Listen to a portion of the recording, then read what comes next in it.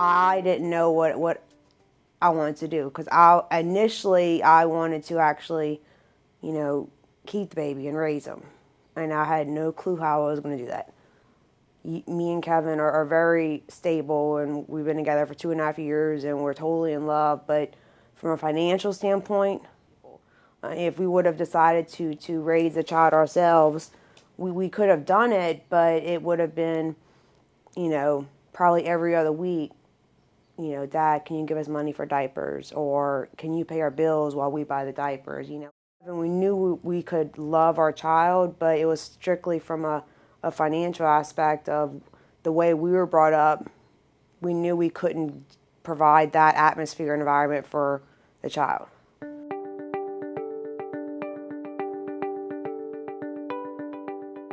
My mom took initiative, came here and talked to Miss Terry and had nothing but good things to say. And it kind of pushed me further into, okay, I'll come to St. Elizabeth, but I'm not making any promises. My guard was still up, I hadn't, I wanted to do the research, and everything like that. And I talked to the representative over here, Catherine.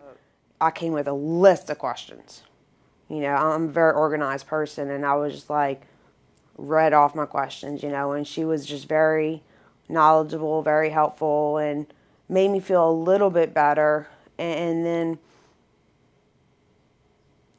we almost got to the point where it was so late in the pregnancy where it was like, okay, y'all, we got to finalize our decision.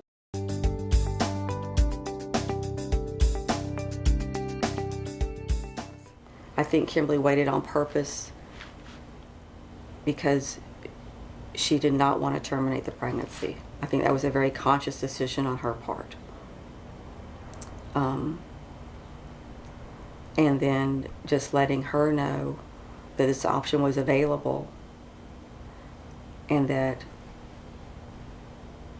it could be as open or as closed as she wanted. Also standing very firm on the fact that I had had my children and I was not having another child. If you do this, you're doing it on your own. And she can't. And she knew it. And it gave her time to come to it herself. I couldn't tell her, you can't say this is what you have to do. I could only tell her what I would do or would not do. And just also tell her that she could do this. It was one of the beautiful things about this was seeing her doing something so unselfish, to the greatest magnitude that you could, for the first time in her life. So it was a long process for her to get to that point. And she did, And I knew she could. Needed a little help along the way, but she did it.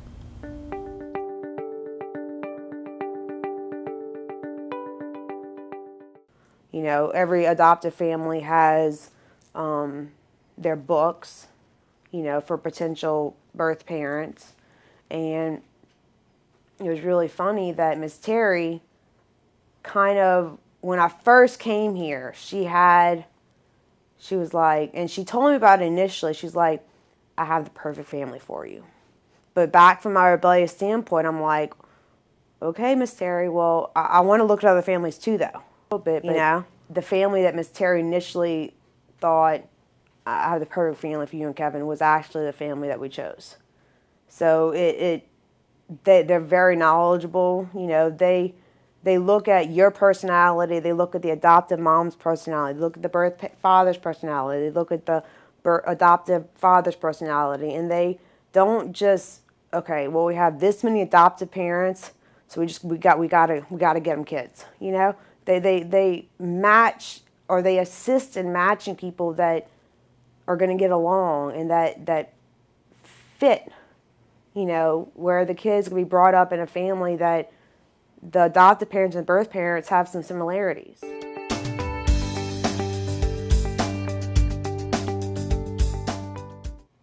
We met the adoptive parents 4 times in the course of 3 months before I delivered. We had 2 meetings here, 2 meetings at restaurants, you know, with Miss Terry present. And my parents actually got to meet them before I delivered as well.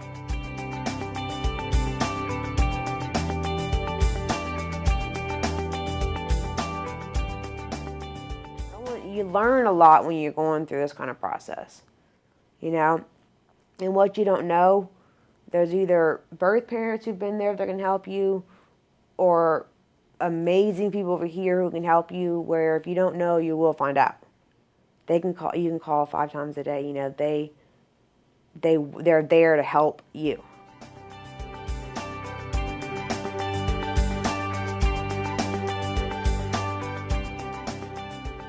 Once your child is born, you know, okay, I can't go the rest of my life without seeing my child.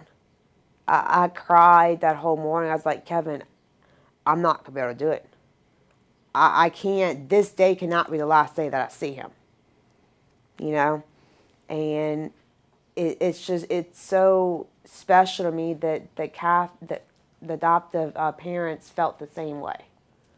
And they want him to grow up knowing who me and Kevin are. And they didn't want this to be goodbye. If it wasn't for my ability to get to know them through here, if it wasn't for the miracle that they were even available to be chosen, because they just are perfect for me and Kevin, if it wasn't for, you know, everything that St. Elizabeth did and what they did, but the bottom line is, it wasn't for St. Elizabeth, it wasn't for this family, I would have come here that Sunday and I wouldn't have been able to sign my papers. It was because of my trust in them that he was to be raised by a family that me and Kevin hope to one day become.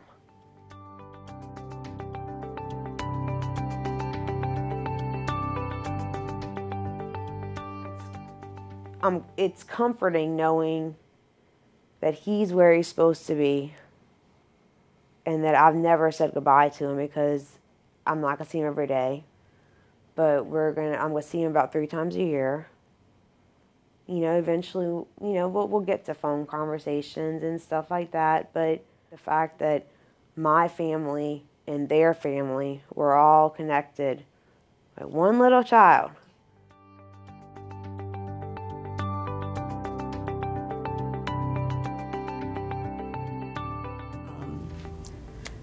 She does not have any regrets, none, because she knows without a doubt Eli is in the where he is meant to be, and he's in the best place he can be, and Kimberly's in the best place she can be.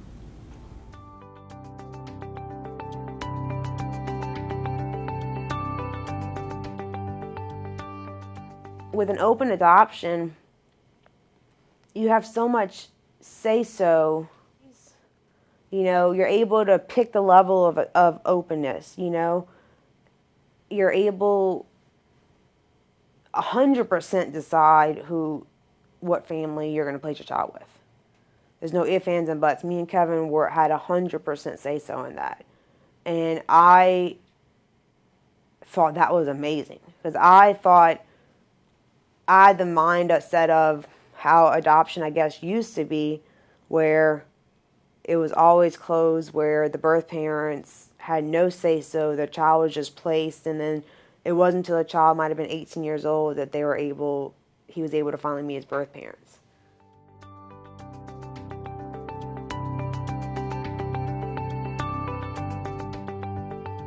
And after placement, you know, I mean, I had a hard time. You know, I went through the grieving process. It wasn't until after the 6-month visit that I was finally at an accepting standpoint, you know. But, you know, I came here every Monday and did my therapy, and they completely helped me out through the grieving process. And the fact that they're still helping or willing to help, because they care about each individual person here, and they do a good job. You know, they know what they're doing. You know, because they've been doing it for years, and everyone here. It didn't matter who you asked the question to; any of them knew the answer.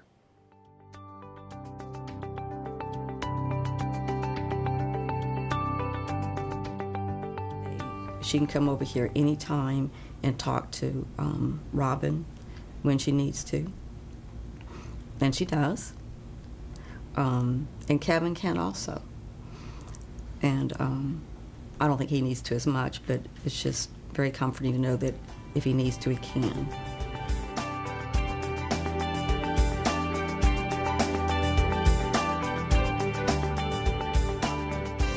You're going to make the decision in the end that's going to be right for you, you know, because you know yourself, and you know your relationship. And the one thing is I might have been guarded and stubborn and stressed out, but I was never scared, because I always had my family right here. You know, my family never left my side, and neither did Kevin. So I had no reason to be scared.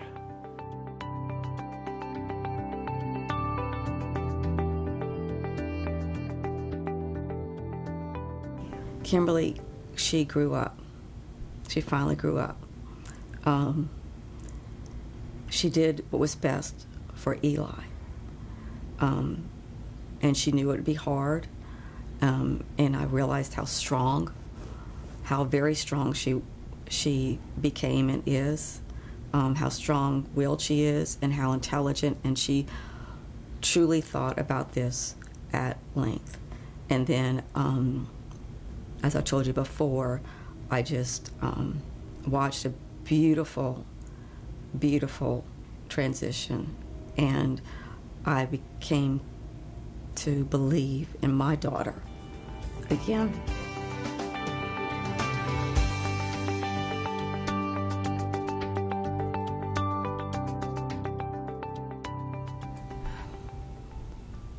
I would say really, really look at what is best for this child. Try to look at it from not an emotional standpoint. You know,